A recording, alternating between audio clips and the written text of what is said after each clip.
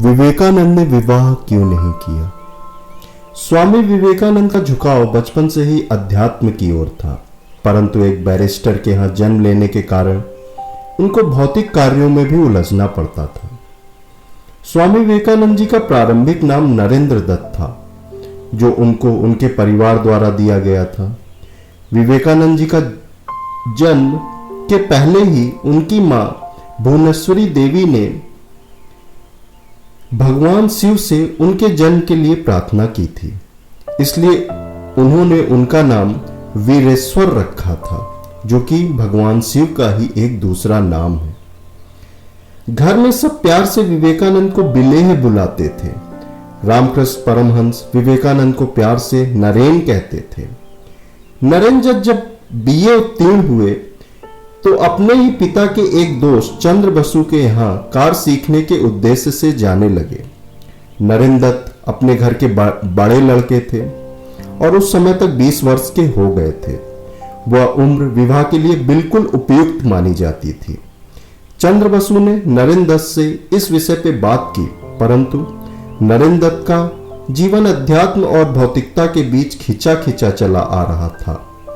उनके पास शादी विवाह के बारे में सोचने का बिल्कुल समय ही न था। चंद्र बसु ने नरेन दत्त की इस विषय में अनिच्छा देख उनके पिता विश्वनाथ दत्त से बात की। विश्वनाथ दत्त पहले ही हार मान चुके थे। विश्वनाथ के पिता अर्थात नरेन दत्त के दादाजी दुर्गादास जब विश्वनाथ दत्त 3 माह के थे तो घर संसार त्याग के सन्यासी हो गए थे। विश्वनाथ दत्त ने दर्द देखा था, बिना पिता के बचपन का दर्द। नरेन दत्त बचपन से ही अपने अंदर दादा वाला गुण समाये थे। देखने में, स्वभाव में अपने दादाजी को ही गए थे। विश्वनाथ को हमेशा डर लगा रहता था कि उनका बड़ा लड़का यानी नरेन दत्त कहीं उनके पिता की तरह सन्यासी न हो जाए। यह भी एक कारण था जो विश्वनाथ दत्त नरेन दत्त के ऊपर विवाह का दबाव न बनाए। खैर, चंद्र बसु ने आखिरी में नरेन दत्त के पिता को छोड़ नरेन दत्त के चचेरे भाई रामचंद्र दत्त को पकड़ा कि वो नरेन दत्त का समर्थन विवाह के लिए प्राप्त करें, पर विधि को तो नरेन दत्त को विवेकानंद बनाना था।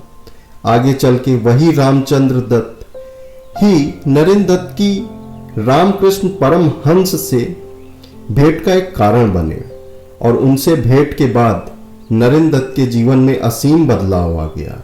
नरेंद्र दत्त अब नरेंद्र दत्त नहीं रहे, वह विवेकानंद हो गए और विवाह का उनके जीवन में स्थान ही न बचा।